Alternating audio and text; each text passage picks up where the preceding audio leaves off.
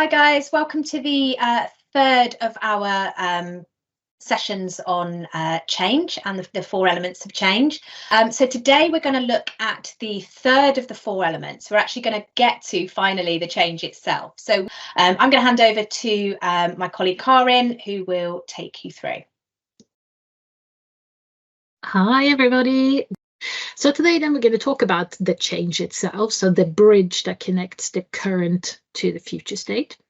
And there's a few things that's really important there. The first thing is it's really important that we think of that change as a process, as opposed to just one singular event. In the very first session we did when we talked about the current state, I talked about kind of making a difference between the change as in what we can plan and transition as in the psychological processes that people go through as they adopt, as they embrace the future state. And that it doesn't happen overnight. Transition doesn't happen overnight. It takes time, and for that reason we have to make sure that the change is also given enough time. So we need to think of it as a process with a before, after, and during. And then we have to be mindful that when we do plan this change and when we go to implement it, that we don't think too narrow. It's very easy to think, let's take technology as one example. We're swapping out a tool or we're swapping out a piece of software that we think, oh, you know, this is a technology change. Technology is what I will plan, and I'm going to buy the tool, I'm going to implement it, I'm going to test it, and there we go, we're done. But actually, we need to think a little bit broader. We need to consider kind of the rings on the water to understand all aspects and facets of that change. And we need to plan them, and we need to manage each of those facets. So that's where it can be helpful to use a prompt list. And this is how I want you to think of it, a prompt list or a framework like POTI or POTI. I think you can call it whatever you want. I quite like it because it's simple, it's well recognized, and it gives you some clear prompts and a framework to think about around your change. So if you think, oh, I'm just replacing a tool, right? I'm working in this, the obvious one for me in this case, I'm replacing a piece of software tool. So I'm focusing first on the T here. Okay, but hang on, if I am changing the T, what about the P? As in what processes need to change, and what processes do we need to have in order to be able to make the technology change? And if we're changing the P, what about the O here? O as in organization. That's all the people related things. Do we have the right roles? Do we have the right structure, both to sustain the future state, but also to make the change happen? And when we're talking about people, are people actually ready and able and willing to do this change? Do they have the knowledge? Do they have the skills? Do they have the willingness? And do they have the capacity to actually do this change? And having considered the P, the O, the T, how about I as in information? Do we have the right information? How is information available? How is it stored? How is it shared, etc.?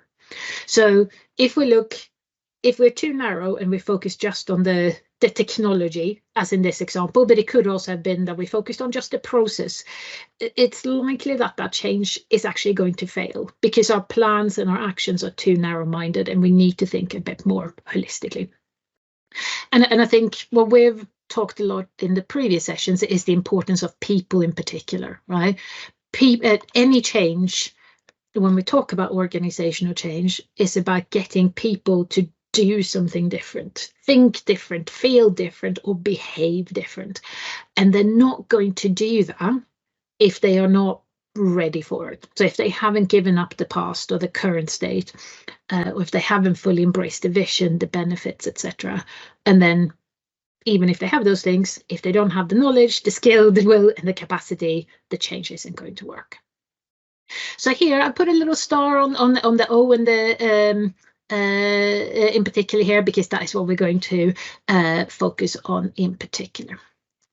Just a quick note on process and technology, some things to think about there. So still in the world of POTI or POTI, when you're thinking about the process as part of your change planning, make sure that all the processes impacted by the change are mapped out very clearly, so that people understand what is the current process, what is the future process, and what is the difference. And it's worth, if you are changing processes, think in advance about what is your plan B or your failure or troubleshooting process, and map that out as well. And I recommend make the processes quite visual. It makes it more accessible to most people. And for any type of technology change, just a couple of things to think about. Don't retire or shut down the existing or old system right away. Run them in parallel for a little while so that you have a fallback if the new system breaks or fails. It is worth also adding additional technology resource, so helpers, floor walkers, just technicians, in case there is a blocker or a problem with the new system. In the early days, it's really important that you make sure people don't get hung up on failure points, right, to show them that they can get over those. And of course, make sure all your data is backed up and stored safely until the new system is properly embedded. But then let's talk a bit more about people, right? Because people have to be helped through all changes. So when we talk about people in this context and what we want to plan and address, the obvious one, do they have the skills, knowledge, or capability to both go through the change itself, but also to be able to operate in the future state and do the things that you need them to do? Here, there are various tools for skills assessments and skills mappings that you can do, but what you might need to do there is to put in place training, coaching. It might be individual one-to-one support. Second question then is, do they have the willingness to do the change? Because you can train people, send them on courses all day long.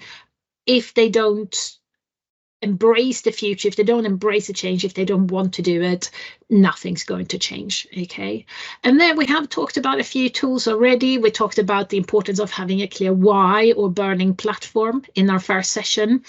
Also, and you need to have that first, right? The first thing you have to be able to answer when people will ask you, why should I do this change? And the first thing you need to be able to answer then is why, right? Why are we doing this? Why can't we stay in the current state? And then the second thing you need to be able to do then is articulate why we're moving towards a certain future. The other thing that you can do is engage them in different ways using appropriate networks. And we're going to talk about that a little bit more in just a moment, so hang on to that. A third thing you need to consider is, do people actually have the capacity for this change? As in, do they have the time in their diaries to go to meetings, to take the actions, do the training, whatever it is?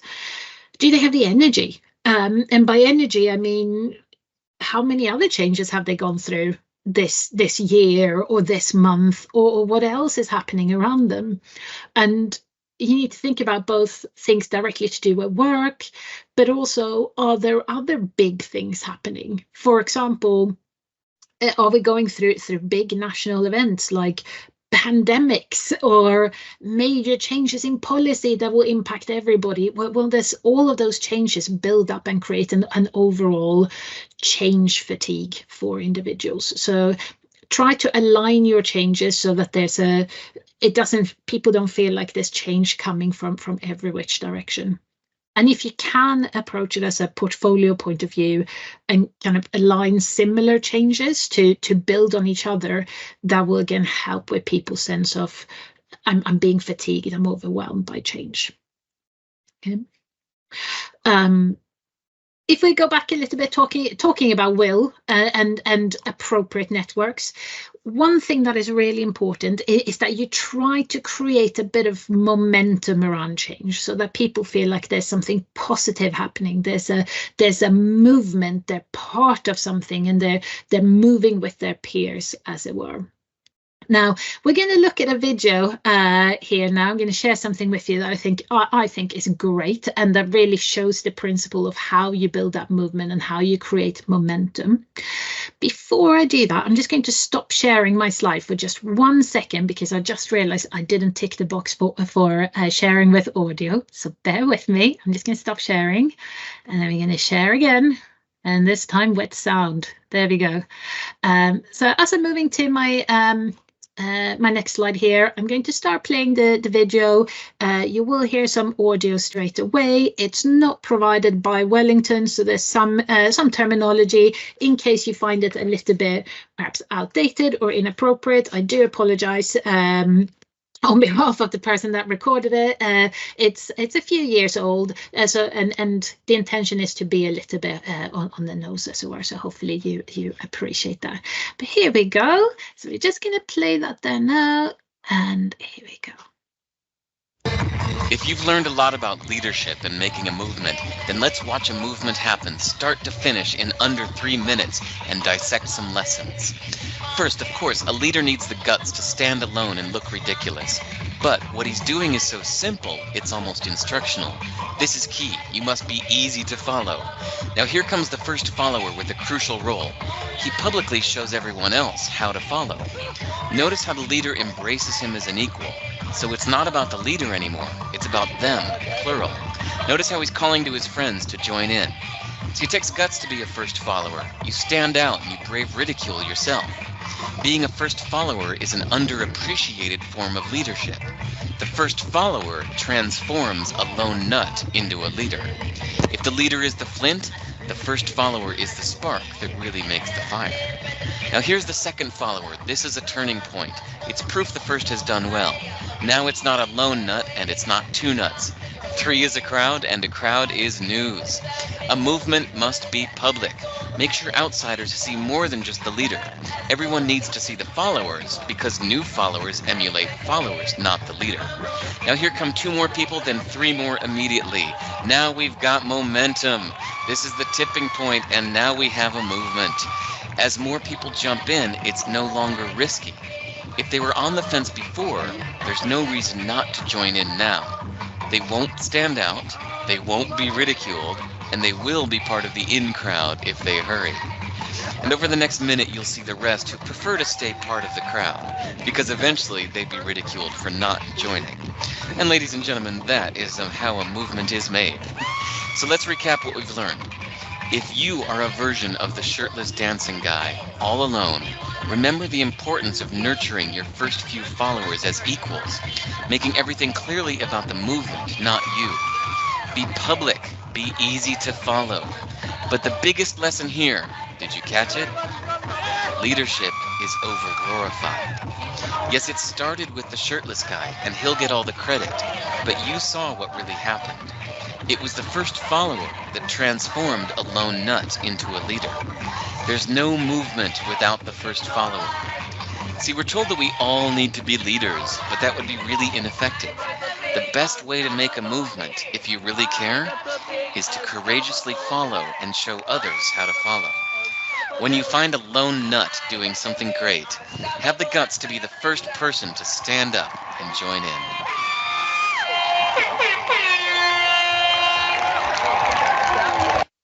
Okay, I should have warned you as well for the shaky video quality, maybe. Yeah, I love this video. I think it's brilliant.